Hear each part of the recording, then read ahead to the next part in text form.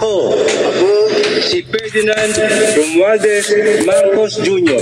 Si Ferdinand Romualdez Marcos Jr. ay mataimtim na nanunumpa. Natutuparin ko ng buong katapatan at sigasig. Natutuparin ko ng buong katapatan at sigasig Ang aking mga tungkulin bilang Pangulo ng Pilipinas.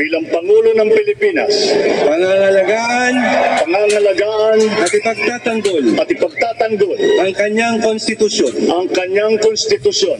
Ipatutupad ang mga batas nito. Magiging makatarungan sa bawat tao.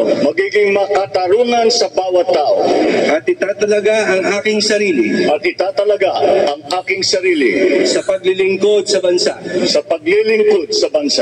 Kasinawa ako ng Diyos. Congratulations, Mr. President.